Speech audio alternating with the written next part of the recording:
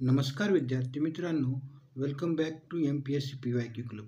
तर मित्रांनो, आज आपण पाहणार आहोत MPSC राज्यसेवा प्रिलिमिनरी एक्झामिनेशन 2015 या वर्षाचे PYQ ॲनालिसिस. आणि आजचा आपला विषय आहे जनरल सायन्स. तर चला मित्रांनो, आता आपण पहिला प्रश्न पाहूयात. तर पहिला प्रश्न आहे, butter is stored at what temperature in a commercial cold storage. म्हणजे व्यावसायिक शीतगृहात लोणी म्हणजे बटर किती तापमानावर ठेवले जाते. तर मित्रांनो, याचं उत्तर आहे ऑप्शन नंबर 2 -20°C. तर आता आपण याचं एक्सप्लेनेशन पाहणार आहोत. The butter is stored commercially at -20°C and is stored at 5°C in refrigerators.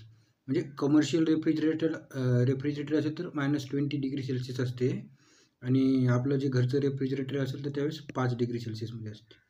Butter is a dairy product containing up to 80% butter fat which is solid when chilled at room temperature. It is made by churning fresh or fermented cream or milk to separate the butter fat from the butter milk. Butter consist of butter fat, milk proteins and water. The melting point of butter is 35°C. तर आता आपण पुढचा प्रश्न पाहूयात. पुढचा प्रश्न आहे, the laser system which is use for monitoring the environment is called. म्हणजे लेझरच्या सहाय्याने पर्यावरण संनियंत्रण करण्याच्या तंत्राला काय म्हणतात. तर पहिला ऑप्शन आहे रडार, दुसरा आहे सोनार, तिसरा आहे लेडार आणि चौथा आहे लिडार. तर मित्रांनो, याचं उत्तर येते ऑप्शन 4 लिडार. लिडार म्हणजे लाईट डिटेक्शन अँड रेंजिंग. जसं सोनार टेक्नॉलॉजी असते तसेच लिडार पण एक टेक्नॉलॉजी आहे.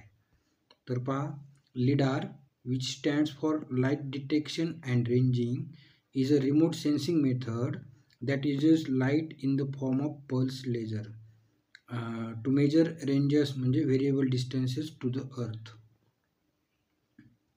म्हणजे लिडार टेक्नॉलॉजी डिस्टन्स मेजर करण्यासाठी वापरली जाते, आणि याच्यामध्ये काय केलं जातं तर पल्स लेझर जे असते तो सोडला जाते, आणि दुसरीकडे जो रिसिव्हर आहे तो त्याला रिसीव्ह करते, आणि त्याच्यावरून जेवढा टाईम त्याला ट्रॅव्हल करायला लागला त्याला, आणि स्पीड ऑफ लाईटनं जो की आपल्याकडे डिस्टन्स, जो स्पीडचा फॉर्म्युला आहे बघा, speed is equal to distance upon time, त्यावरून distance is equal to speed into टाईमनं जर आपण डिस्टन्स कॅल्क्युलेट करू शकतो.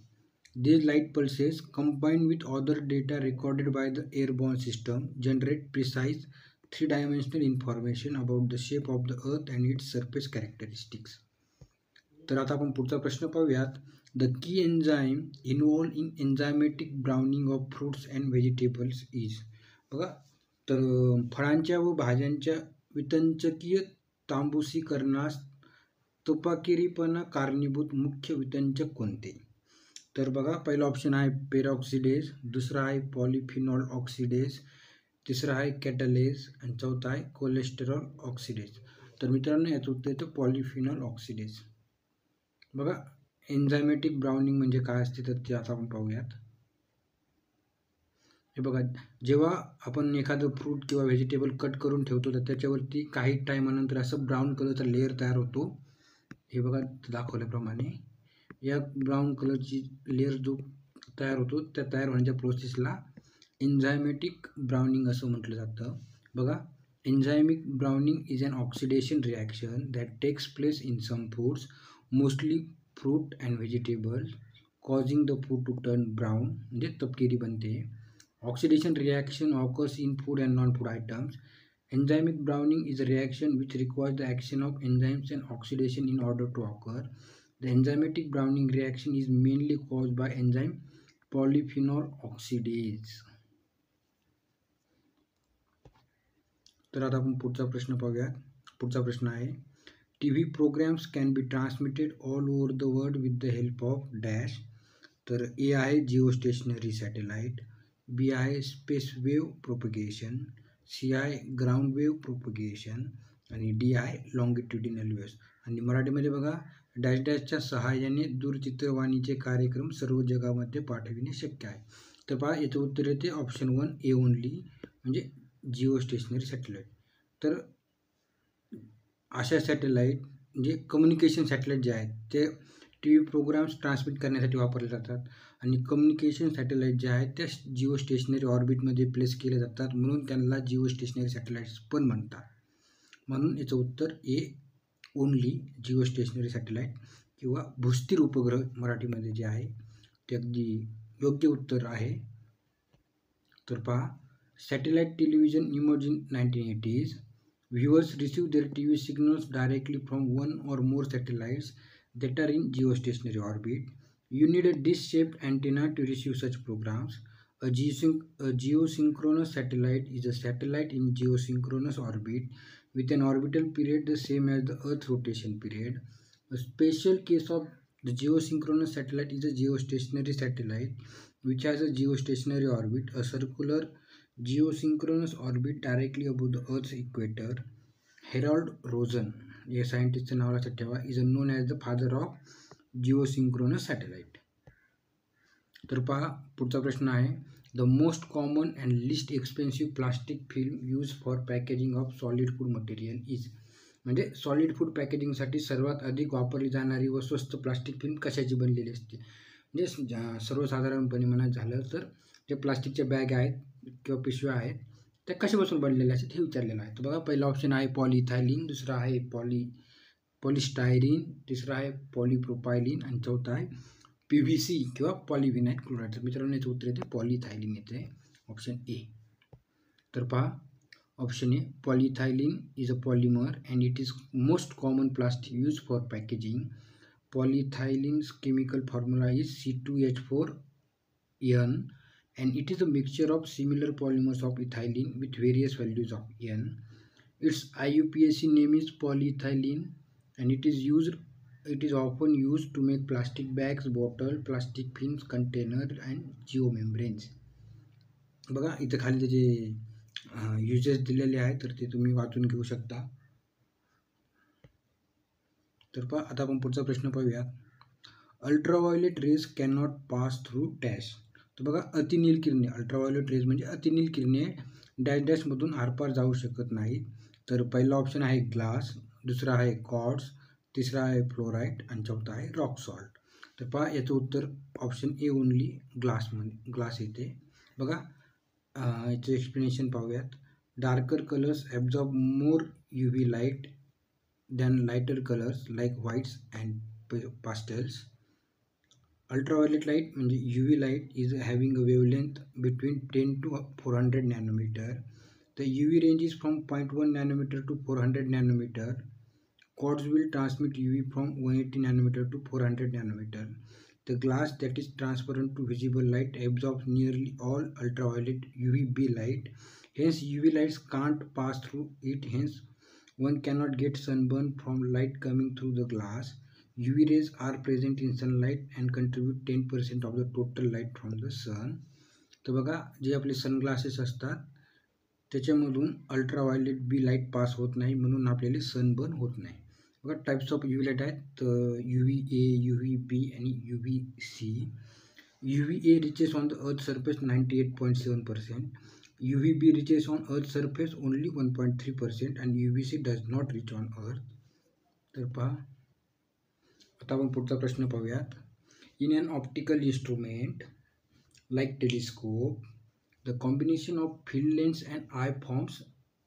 तर इथे विचारलं आहे की the combination of field lens and eye forms तर काय. तर बघा, पहिला ऑप्शन आहे अन ऑब्जेक्टिव्ह, दुसरा आहे कंपाऊंड आय पीस, तिसरा आहे मॅग्निफायर आणि चौथा आहे नन ऑफ द अबव. तर पहा मित्रांनो, मराठीमध्ये बघा, दुर्बिणीसारख्या प्रकाशीय उपकरणातील क्षेत्रभिंग व नेत्रभिंग यांच्या जोडणीतून काय आकारते. तर याचं उत्तर येते कंपाऊंड आयपीस, संयुक्त नेत्रभिंग. तर पहा, आन्सर आहे option 2. A telescope is an optical instrument using lenses, curved mirrors or a combination of both to observe distant objects. The earliest existing record of a telescope was 1608 patent submitted to the government in the Netherlands by Middelburg spectacle maker Hans Lippershey for a refracting telescope. If in an imaging system a lens is used to increase the field of view, that lens is called field lens. The field lens can help to expand the field view of the telescope. The field lens can be integrated into the ocular. The second lens of the ocular may then be called the eye lens, and the combination of these two lenses is called compound eyepiece. तर compound eyepiece काय असते ते आता आपण पाहिलेलं आहे.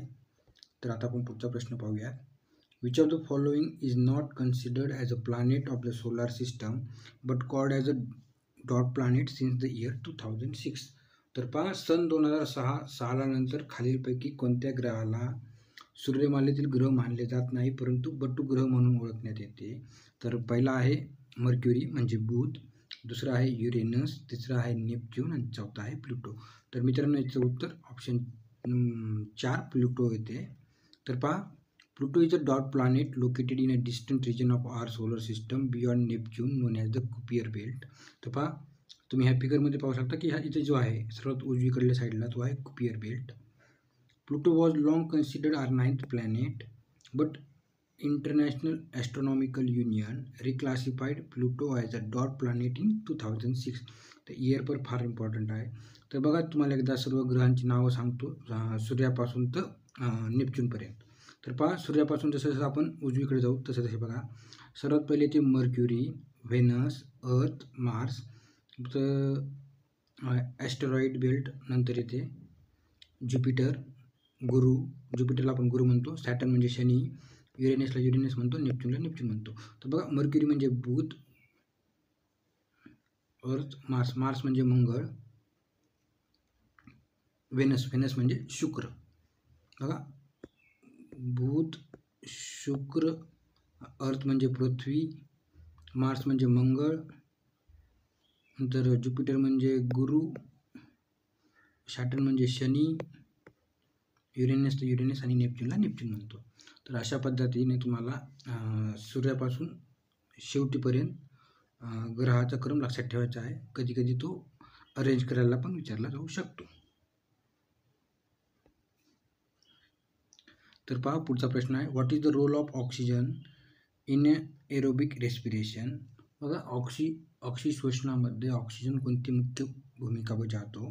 तर पहिला आहे इलेक्ट्रॉन डोनर, दुसरा आहे इलेक्ट्रॉन ॲक्सेप्टर, तिसरा आहे प्रोटॉन डोनर आणि चौथा आहे प्रोटॉन ॲक्सेप्टर. तर बघा, याचं उत्तर 2 येते. इलेक्ट्रॉन ॲक्सेप्टर आहे कशामध्ये येतं, एरोबिक रेस्पिरेशनमध्ये. तर बघा, सेल्युलर रेस्पिरेशन वेदर एरोबिक और anaerobic is metabolic process which converts nutrient energy into ATP and waste products. Aerobic respiration uses the oxygen gathered during the process of anatomical respiration to facilitate ATP synthesis. In this role, oxygen is an electron acceptor. बघा, इथे दिलेलं आहे, within the electron transport chain which synthesizes ATP from nutrients. म्हणजे electron acceptor हे आपलं योग्य उत्तर आहे. तर बघा, पुढचा प्रश्न आहे, which of the following chemicals is responsible for aching of the muscle after vigorous muscular activity.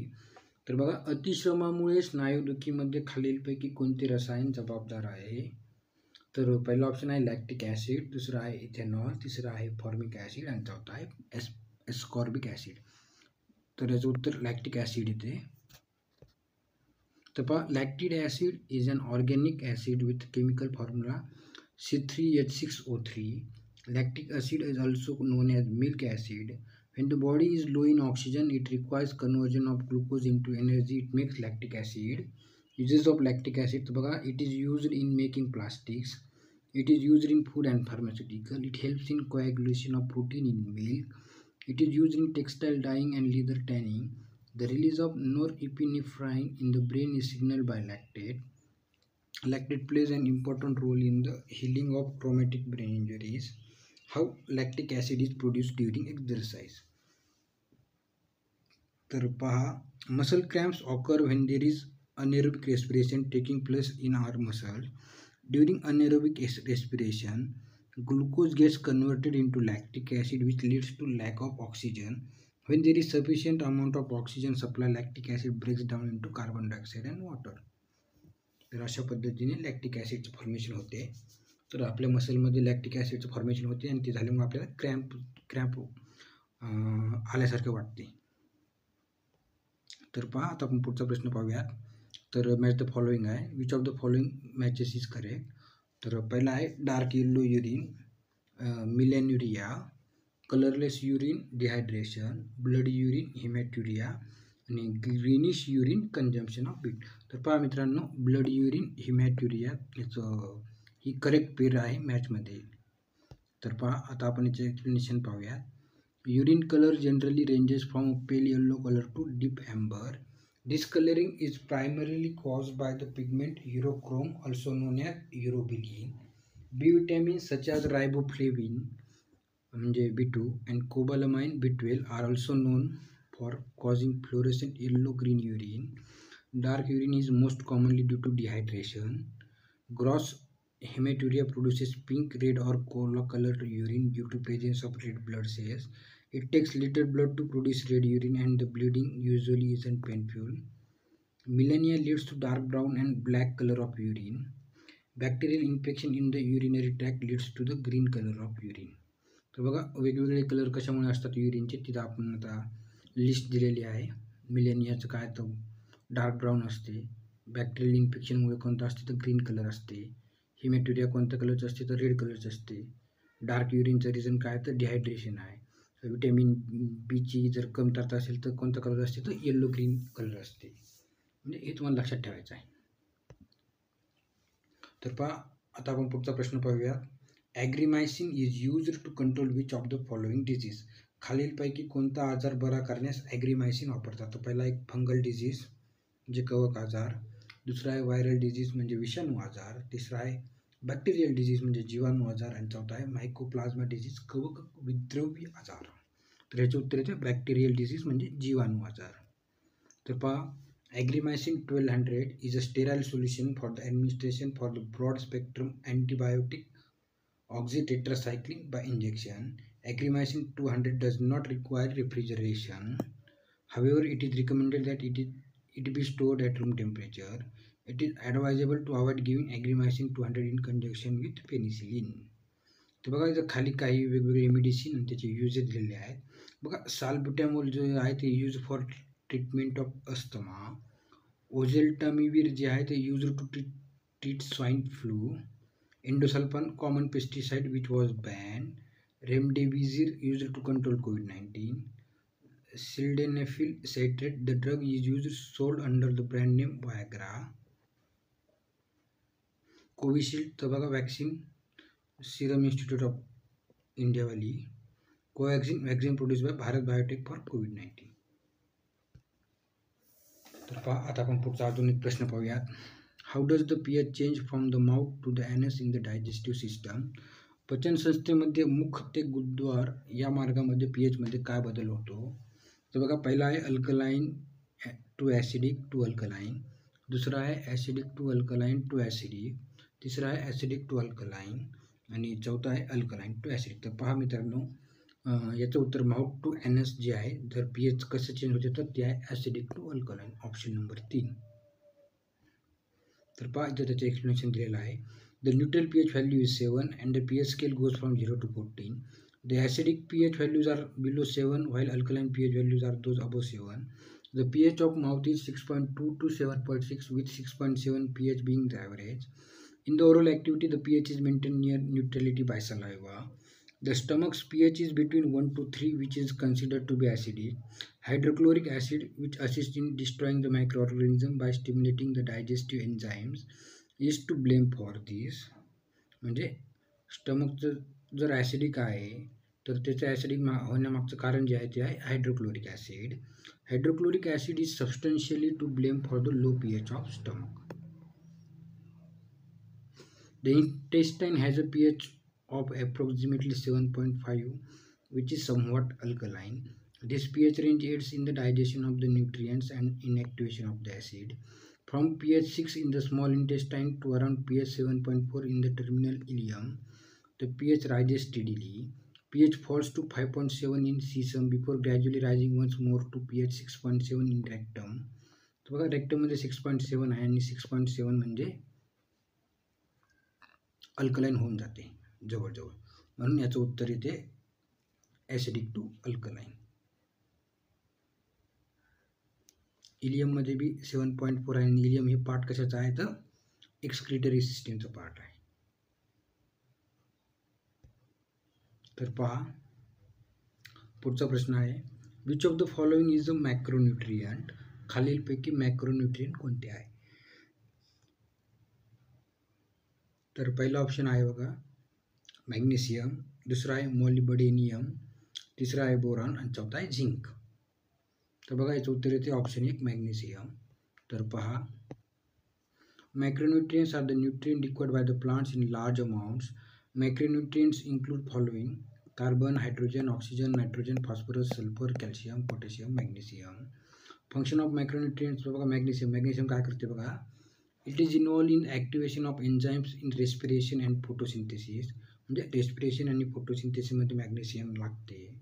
It is also an important constituent of ribosomes and helps in maintaining the structure of ribosome. It helps in synthesis of DNA and RNA. तर DNA आणि RNAच्या सिंथेसिसमध्ये पण magnesium लागते. तर दुसरं आहे phosphorus. It is a constituent of cell membranes, proteins and nucleic acid and is required for certain amount important reactions. पुढचा आहे potassium. It helps in the activation of enzymes and helps in maintaining the turgidity of the cell. It is also required for the opening and closing of stomata. Nitrogen, it is the major constituent of proteins, vitamins and hormones. Calcium, metabolic activities are regulated by calcium and it is required during cell division and in the normal functioning of the cell membrane. Sulfur, it is an important constituent of amino acid, coenzyme, vitamins. तर micronutrients बद्दल बघा, micronutrients are the nutrients that are required in trace amounts. Micronutrients are following: boron, zinc, manganese, iron, copper, molybdenum, chlorine are some of the important micronutrients. तर मित्रांनो एक लक्षात ठेवा, magnesium जे आहे ते मॅक्रोन्यूट्रियंट आहे आणि मँगनीज जे आहे ते मायक्रोन्यूट्रियंट आहे. हे लक्षात ठेवा, कन्फ्यूज होऊ नका. तर पहा पुढचा प्रश्न आहे, the percentage of carbon in glucose is. ग्लुकोजमध्ये कार्बनची टक्केवारी डॅश आहे. तर बघा याचं उत्तर येते 40%. तर कशी आली ते बघा. तर मित्रांनो सर्वांना जसं की माहिती आहे, ग्लुकोजचा जो फॉर्म्युला आहे तो आहे C6H12O6. तर पहा, definition of percentage by weight. It is defined as the mass percentage composition of an element in a compound. It can be abbreviated as W/W%. बघा percentage carbon by weight in glucose. Let us calculate the mass of glucose. तर बघा 6 carbon आहेत, 6 into mass of carbon, 12 hydrogen आहेत म्हणून 12 into mass of hydrogen आणि 6 oxygen आहेत म्हणून 6 into mass of oxygen. म्हणून मास ऑफ कार्बन आहे 12, मास ऑफ हायड्रोजन आहे 1 आणि मास ऑफ ऑक्सिजन आहे 16. तर बघा 6 into 12 plus 12 into 1 plus 6 into 16 आणि याला ॲड केलं तर ते 180 ग्रॅम. तर बघा total mass of carbon is equal to 6 into 12. म्हणजे कार्बन किती आहे बघा ग्लुकोजमध्ये, तर 6 आटम आहेत म्हणून 6 into 12 घेतलं 72 येते. therefore the percentage carbon by weight in glucose is 72/180 into 100 आणि ज्याची व्हॅल्यू येते 40%. म्हणून glucose contains 40% of carbon by weight. आणि अशा क्वेश्चन 2023 आणि 2022मध्ये विचारलेला आहे. तर लक्षात ठेवा की जर पर्सेंटेज बाय वेट विचारलं तर त्या कंपाऊंडचं टोटल वेट काढायचं आधी आणि त्याले आणि एक इंडिव्हिज्युअल एलिमेंट आहे त्याचं काढायचं आणि individual element upon total compound into 100 केले की पर्सेंटेज बाय वेट त्या एलिमेंटचं निघून जाते. तर पहा पुढचा प्रश्न आहे, which one of the following minerals regulate the acid base balance of the body. पुढीलपैकी कोणते क्षार शरीरातील आम्ल क्षार म्हणजे ॲसिड बेस संतुलन राखते. तर पहा पहिला ऑप्शन आहे कॅल्शियम, दुसरा आहे सोडियम, तिसरा आहे पोटॅशियम, चौथा आहे आयरन. आयरन म्हणजे लोह. तर पहा याचं उत्तर 2 सोडियम. तर बघा फंक्शन्स ऑफ द मिनरल. तर बघा sodium maintains cellular osmotic pressure, helps in maintaining blood volume and blood pressure and the fluid balance in the body and regulate the acid base balance of the body. हे झालं सोडियमचं. बघा chloride maintains proper blood volume, blood pressure and pH of our body fluids. तर पुढचा आहे copper. कॉपरमध्ये बघा the formation of red blood cells, helps with the functioning of nervous system.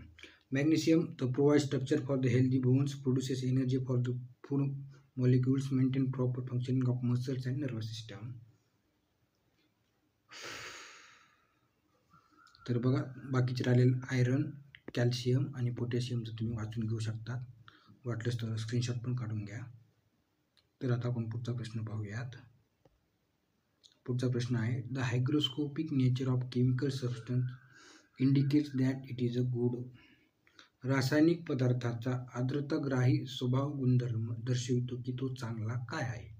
तर बघा, पहिला आहे ऑक्सिडायझिंग एजंट, दुसरा आहे ड्राईंग एजंट, तिसरा आहे रेड्युसिंग एजंट आणि चौथा आहे कॉम्प्लेक्सिंग एजंट. तर मित्रांनो, याचं उत्तर आहे ऑप्शन 2 ड्राईंग एजंट म्हणजे निर्लजन अभिकर्ता. तर पहा, हायग्रोस्कोपी काय असते. A substance that has the ability to absorb moisture or water from the surrounding environment is known as hygroscopic and its property is called hygroscopy. म्हणजे एखादा सबस्टन्स जो की पाणी ॲब्झॉर्ब करून घेतो सराउंडिंगमधून, जर पाणी ॲब्झॉर्ब केलं तर तो काय होईल, तर ड्राय पडेल, म्हणून ड्राईंग एजंट हेचं उत्तर बरोबर येते. आणि हायग्रोस्कोपिक सबस्टन्स यांचे एक्झाम्पल्स आहेत.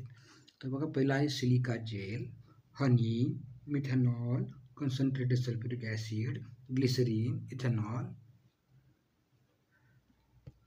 तर पहा, आता आपण पुढचा प्रश्न पाहूयात. बहुतेक हा शेवटचा क्वेश्चन आहे. Alpha particles were discovered by. तर पहिला आहे जे थॉम्सन, दुसरा आहे आइन्स्टाईन म्हणजे अल्बर्ट आइन्स्टाईन, तिसरा आहे अर्नेस्ट रुदरफोर्ड आणि चौथा आहे मॅडम क्युरी. तर बघा, अल्फा कणाचा शोध कोणी लावला, तर याचं उत्तर येते ई रुदरफोर्ड. तर मित्रांनो, लक्षात ठेवा, ही स्लाईड फार इम्पॉर्टंट आहे. बघा, discovered and named in 1899 by Ernest Rutherford. Alpha particles were used by him and co-workers in experiments to prove the structure of atoms in thin metallic foils. The discovery of proton is credited म्हणजे प्रोटॉनची discovery कोणी केली, तर Ernest रुदरफोर्डनेच केलेली आहे. Who proved that the nucleus of the hydrogen atom is present in the nuclei of all other atoms in the year 1970. Based on the conclusion drawn from the gold foil experiment, Rutherford is also credited with the discovery of the atomic nucleus. तर लक्षात ठेवा, रुदरफोर्डने 3 वस्तूची discovery केलेली आहे. तर पहिला आहे alpha particle, दुसरा आहे प्रोटॉन आणि तिसरा आहे ॲटॉमिक न्यूक्लियस. तर पहा, in 1897 J Thomson discovered the electron while researching cathode rays, which he discovered were made up of negatively charged particles much smaller than atoms. तर बघा, जे थॉम्सननं कशाचा शोध लावला आहे, तर इलेक्ट्रॉनचा शोध लावलेला आहे. आणि British physicist sir James Chadwick discovered neutrons in the year 1932. He was awarded Nobel prize in physics in the year 1935 for this discovery. तर बघा, चॅडविकने कशाचा शोध लावला, तर न्यूट्रॉनचा लावला. तर मित्रांनो, तुम्हाला आता मी एक ट्रिक सांगणार आहे. बघा, ईट पर नाच. तर लक्षात ठेवा, ई म्हणजे इलेक्ट्रॉन आणि टी फॉर थॉम्सन. तो फॉर थॉम्सन किंवा टी फॉर थॉम्सन. तर बघा, इट म्हणजे इलेक्ट्रॉनचा शोध कोण लावला, थॉम्सननं. पी फॉर प्रोटॉन आणि आर म्हणजे र फॉर रुदरफोर्ड.